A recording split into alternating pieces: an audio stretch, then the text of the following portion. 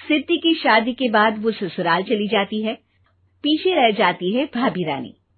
सिद्धि के ससुराल जाते ही भाभी कहती है, अरे वाह जी वाह, सारे कपड़े मेरे। हाय रे पैंट, अरे वाह वाह, मजा आ जाएगा। अरे ये सिद्धि की अलमारी के सामने खड़े होकर क्या बड़बड़ा रही है? जा जाकर देख मेहमानों को विदाई की मिठाई मिली कि नहीं। अब हाँ माँ जी, क्यों नहीं, लेकिन पहले कपड़े तो बदल लूं। अब रानी आ जाती है सिद्धि के उन कपड़ों में जो वो ससुराल जाने से पहले घर छोड़ जाती है। अरे रानी, कुछ दिन रुक जाती।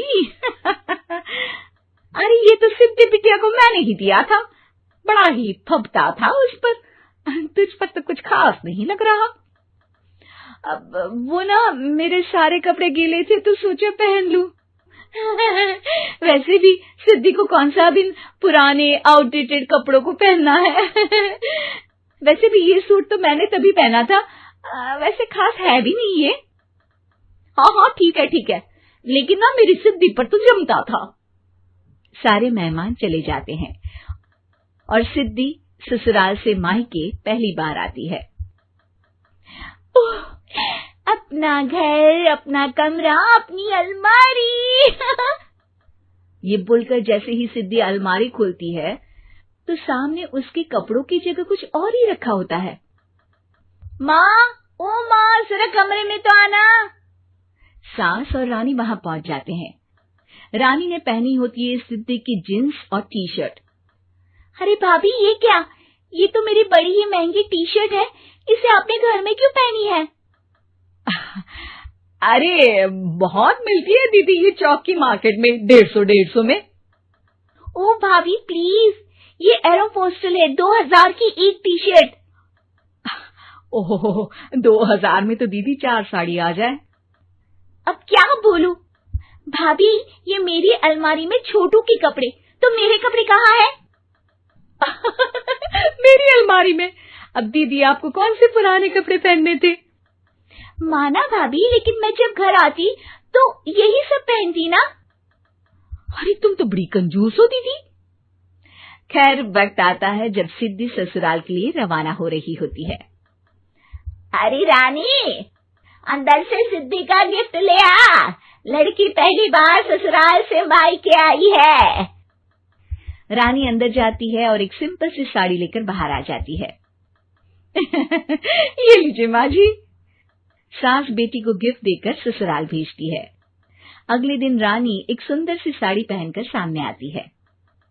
अरे रानी, ये तो वो साड़ी है जो मैंने सिद्धि को देने के लिए दी थी जब वो ससुराल ले जाती, लेकिन ये तूने कैसे पहन ली? अरे माँ जी, ये साड़ी तो मुझे बहुत पहले से ही पसंद थी, लेकिन चिंता ना करिए, मैंने सिद्धि के लिए भी अच्छी सी साड़ी दी है। हाँ। तभी सिद्धि का फोन आता है। क्या माँ, कुछ अच्छा तो दिया होता ससुराल ले जाने के लिए। अरे पहले दिखा दिया होता। ये चमकते हुए पैकेट में नौकरानी वाली साड़ी मत दिया करो माँ। अरे बेटे, वो तेरी भाभी ने ना गलती से उससे पैकेट बदल गया। हाँ, मैं कल ही तेरे भाई के हाथ से तेरा वाला पैकेट भेज दूंगी।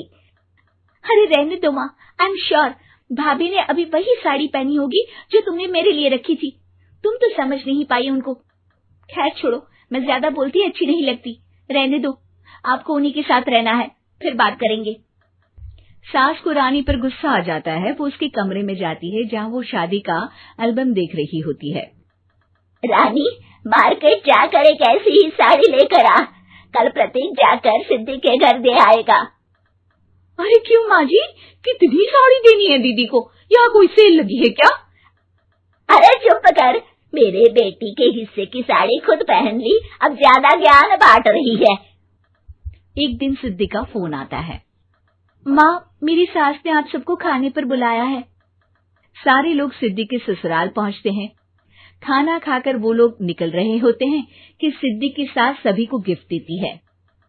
अरे बहन जी, बेटी के घर का खाना खा लिया, यही बहुत है जो आप ऊपर से गिफ्ट भी दे रही है। अरे बहन जी, आप भी कहाँ इन बातों पर विश्वास कर रही हैं। सास सभी को गिफ्ट देती है, लेकिन रानी को जो साड़ी देती है वो अजीब सी हरे रंग की लाल रंग के बड़ी छाप वाली होती है। अरे छी, ये कौन पहनेगा? सासू माँ को तो जरी वाली इतनी सुंदर, और मेरे लिए ये नौकरानी वाली। अरे भाभी, दरअसल मैं जब भी घर आती थी आप वापसी में ऐसी ही साड़ी देती थी ना, तो माँ ने सोचा कि आपको आपकी पसंद की ही साड़ी क्यों ना दी जाए। बेचारी रानी, बोलती भी तो क्या। सिद्धि और सास रानी का चेहरा देखकर हंसने लगती है, तो रानी समझ जाती है कि अपने ही बिछाए जाल में वो फंस चुकी है।